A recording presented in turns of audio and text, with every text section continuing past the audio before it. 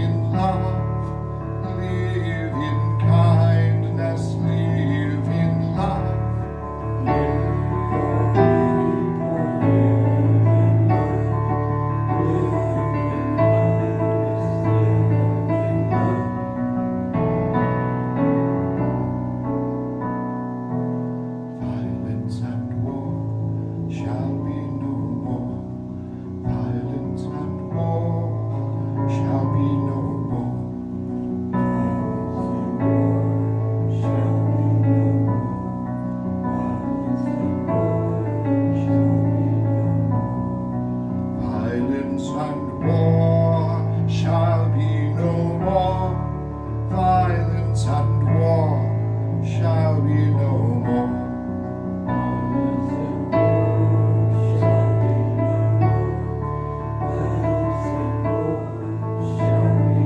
Justice and peace lighten our way. Justice and peace lighten our way. Wisdom and truth lighten our way. Wisdom and truth lighten our way. Kindness and love lighten our way. Kindness and love lighten our way. Spirit, oh Spirit, lighten our way.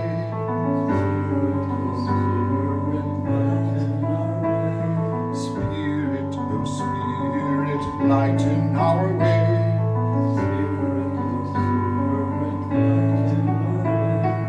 Justice and peace lighten our way.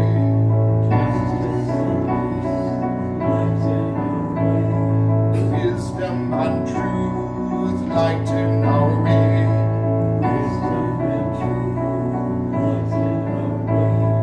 Kindness and love lighten our way.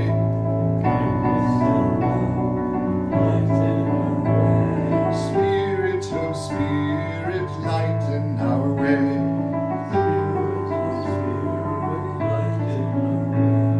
Spirit, oh Spirit, lighten our way.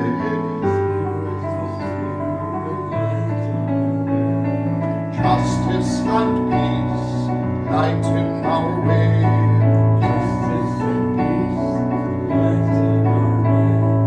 Wisdom and truth lighten our way.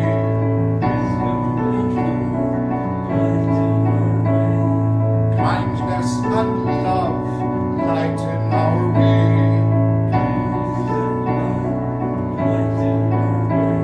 Spirit, oh Spirit, lighten our way.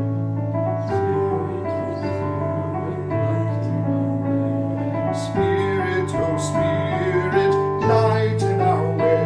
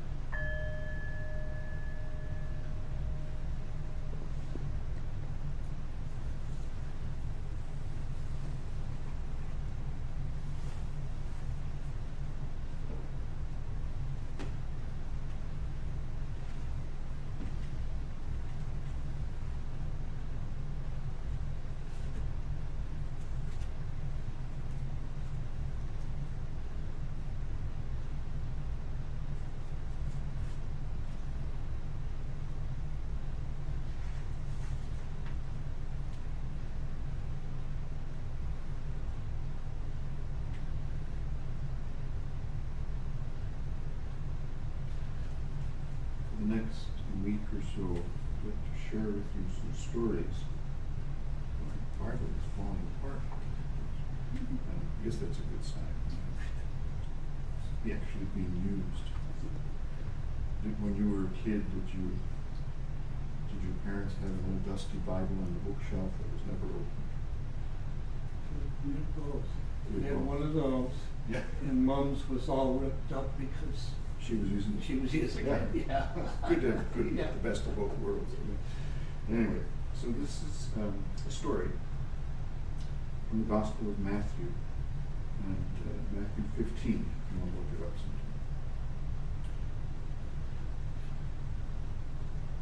Jesus was on the road. He was heading for the district of Tyre and Sidon. And of course, Tyre and Sidon was not the in place to be. It was Gentile land. It was dangerous territory. You never knew what could happen when you stepped outside your own turf. So this was not safe, really, for a Jew to be walking. It happened that as Jesus walked together with his disciples, a Canaanite woman, a Gentile, living in that area, came at him and cried out to him and said, "Son of David, have mercy on me. My daughter is terribly ill." Son of David, have mercy on me. My daughter is terribly ill. At first, Jesus gave her no response. The disciples came up repeatedly to Jesus and said, "Please get rid of this woman. She keeps calling after us. She's a bother." Apparently they had not heard his message about welcoming a stranger. Finally, Jesus turned to the woman and said, "My mission is only to the lost sheep of Israel." My mission is only to the lost sheep of Israel. But she persisted. And she bowed down before him and said, "Help me, Rabbi." And he said, in response, second response, "It is not right to give the children's food and throw it to the dogs. It isn't right to take the children's food and throw it to the dogs." She responded, "True, Rabbi, but even the dogs get to eat the scraps that fall from the table, do they not?" Jesus then said to her, so this is his third response, "You have great faith. What you desire will come to pass." And later on they found out at that very moment her daughter was healed.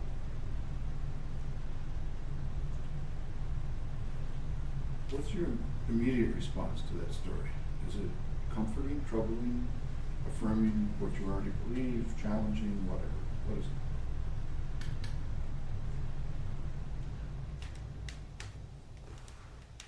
Might not be right, but what stuck out to me was he was saying that he's not for Israel, it's for the people of Israel. I think, like our government needs to hear that in today's world. Right? He was for the nation, not the land. Not the what? The land. Ah, okay. The government side of it all. Okay. I don't know how that stuck.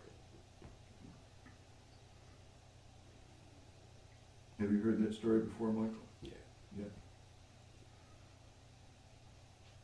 Any other thoughts?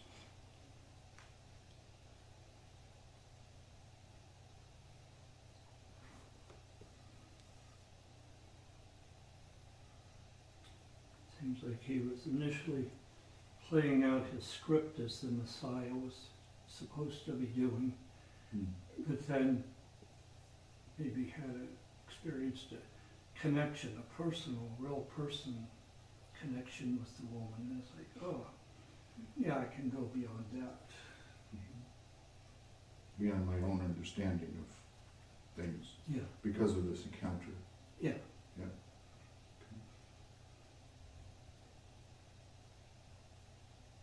Any other thoughts? The woman was is showing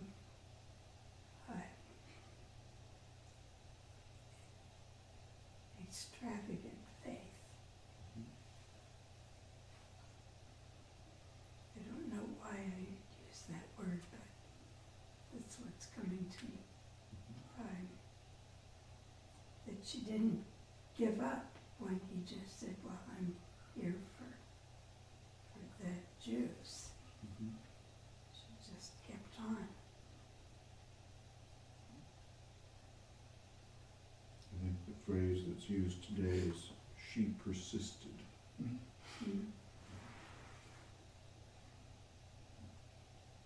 Any other thought?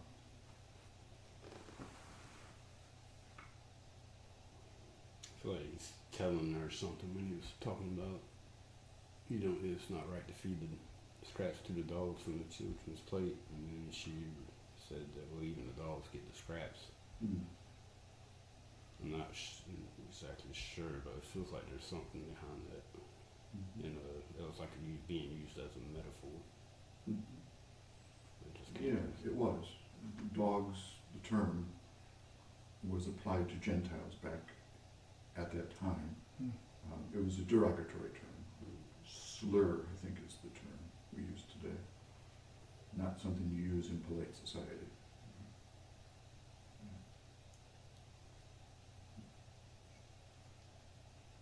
Any other thoughts?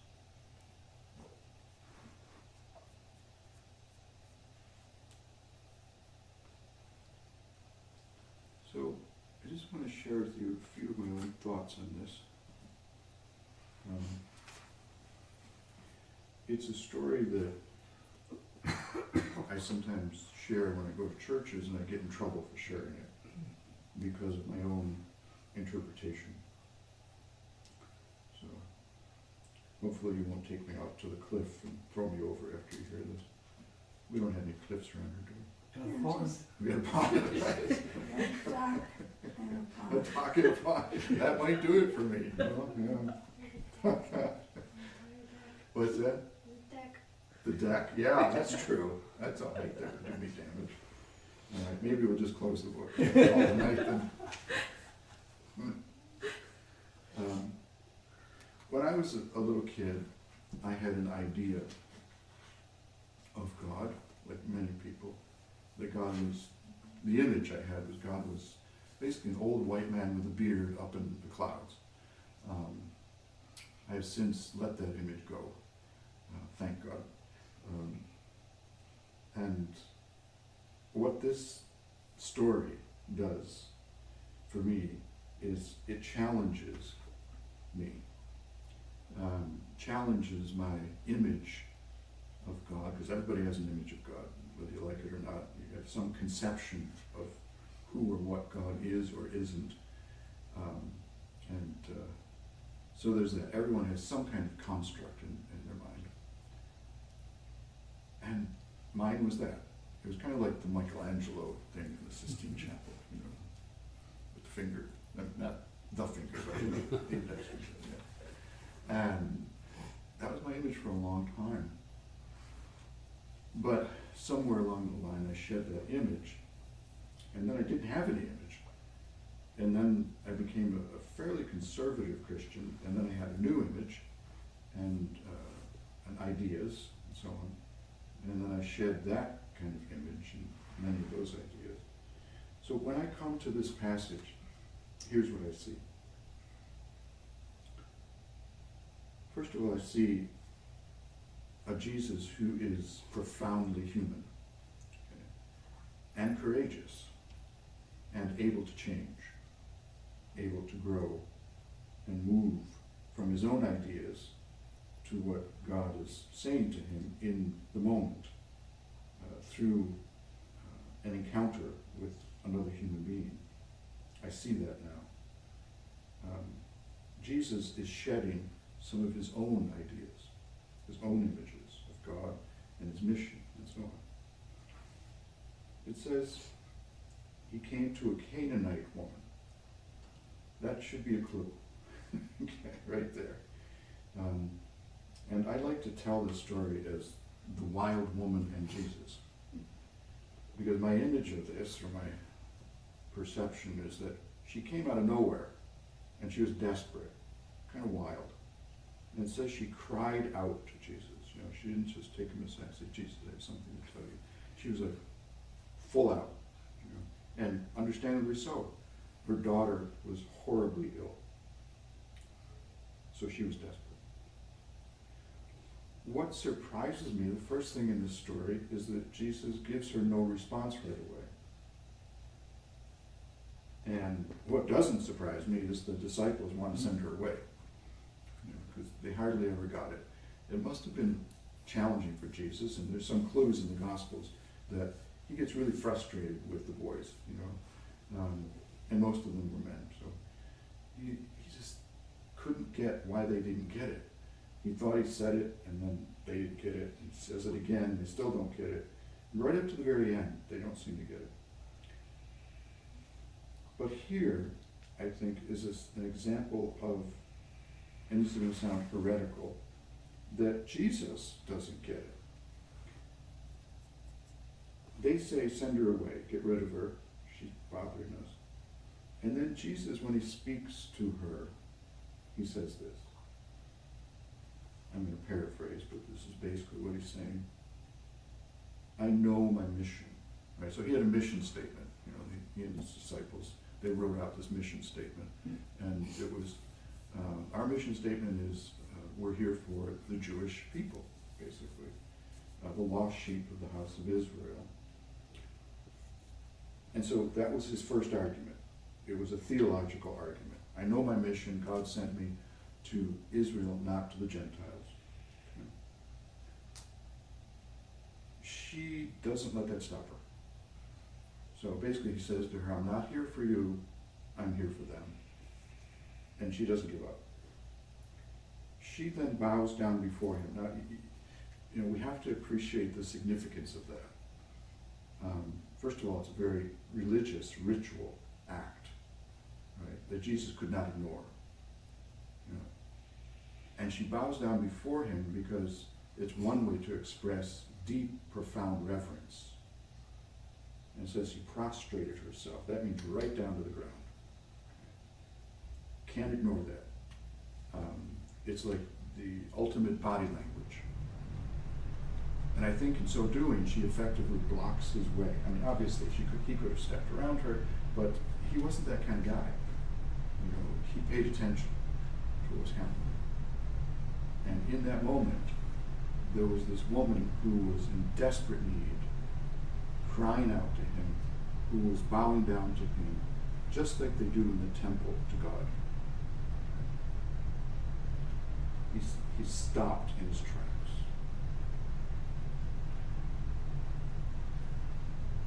And then he says to her, after she does that, she cries out again. So she keeps crying out, help me, please help me, have mercy on me, please. And then he says to her, and this is after the first thing. So first he says, I know my mission, God sent me to the Jews, not you. But then he says something else. It's kind of an ethical argument. He says, it is not right, we could say it's not ethical, to take the food of children and throw it to the dogs. So here's the slur, Gentiles, little dogs, in a Jewish frame of mind.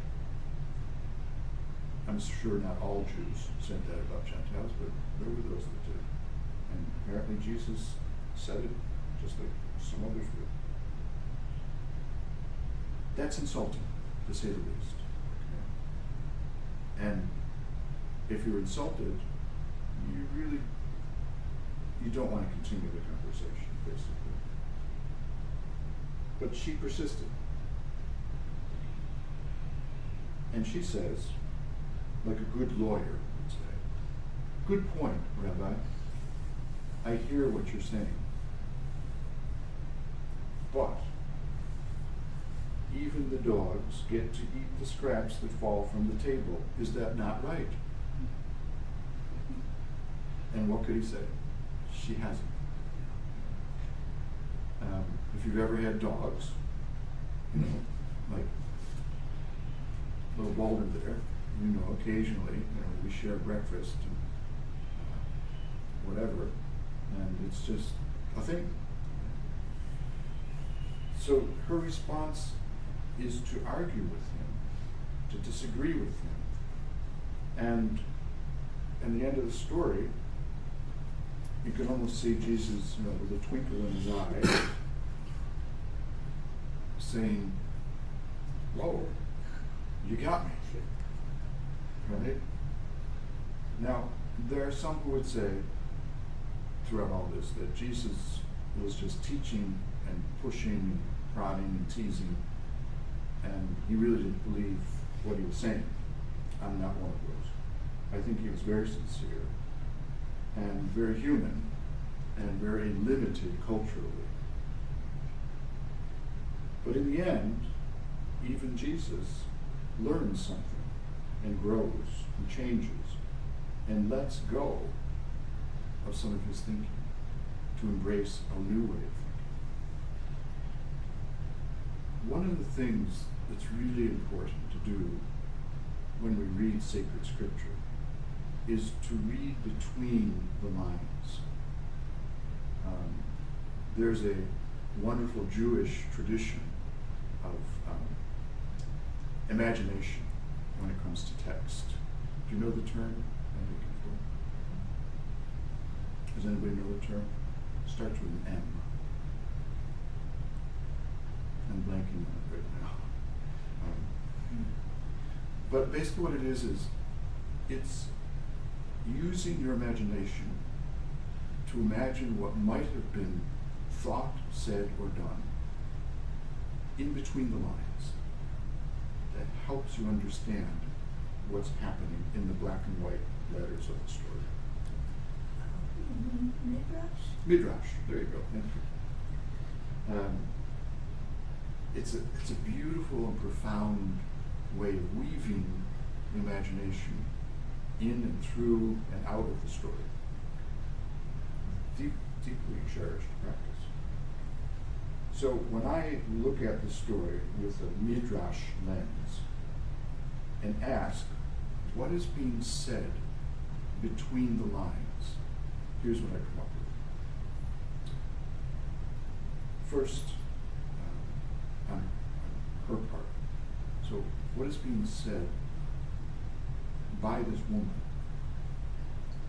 I think one of the things that's being said by her is, I am worthy. I am worthy of your attention.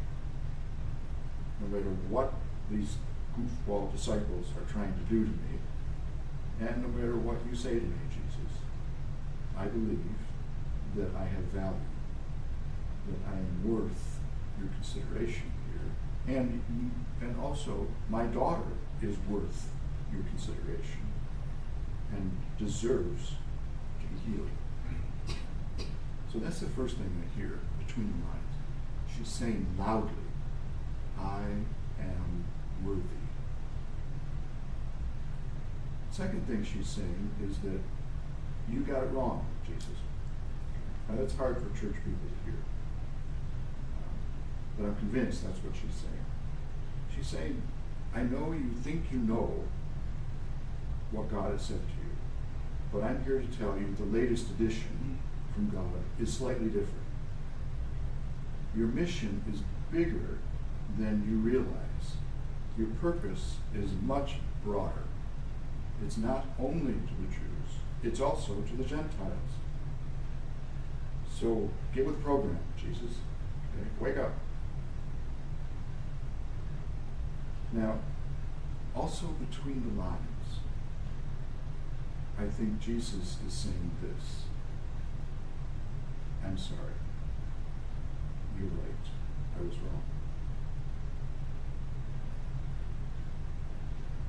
That takes a lot to see, to hear, and to receive. And so when I look at the story through this Midrash lens, I have to ask the question, so what? So what? What does this mean for us? What does it mean for me? What does it mean for you?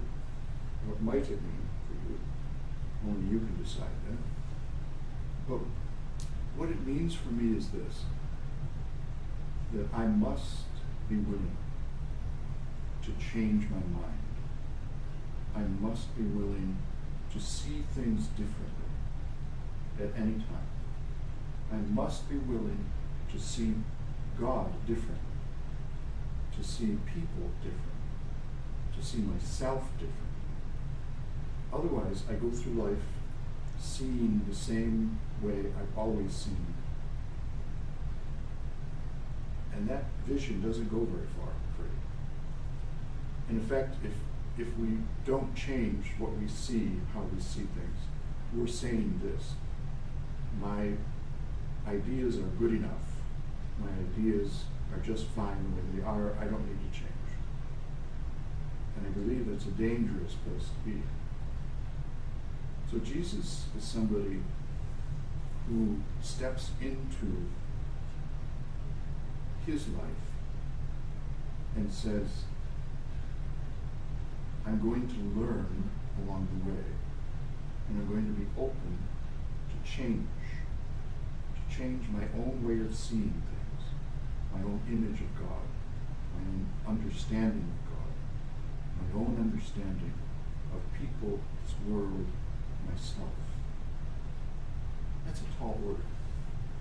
But that, I believe, is what I hear in this story. That's why in most churches they don't read the story. They just don't. It's too hard. Or if they read it, they'll say, well, Jesus is just playing a game. You know, he's teasing her, he's teasing everybody. He really didn't mean it when he called her a dog. He really didn't mean it when he said, my mission is for the Jews. He didn't mean it when he said it's not right to give food to the dogs and so on. I don't think so. That would be a strange, strange thing. So my question for you is, consider what this story might mean for you. Because that's ultimately the purpose of these stories. You know, they're not here for us to just read and forget. And they're certainly not here for us to read or hear and basically confirm what we already think or believe. The gospel is nasty. What I mean by that is that it's meant to discomfort the comfortable, to make uncomfortable the comfortable, to challenge us as well as console us. But the challenge bit is crucial. And that's what I mean when I say nasty. It upends us. And if you've ever been upended, you know, it's a startling experience. So, we'll close with a song.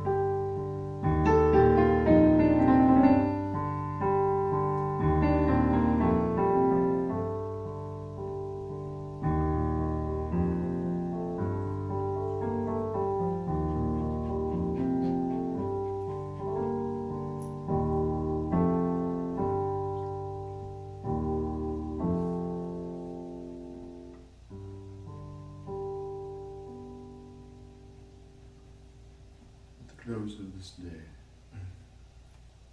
A story of love, amour, that upends our thoughts, our lives, that changes us, that transforms us, that makes us more like Jesus. It's a wild ride. We need help. May it be so.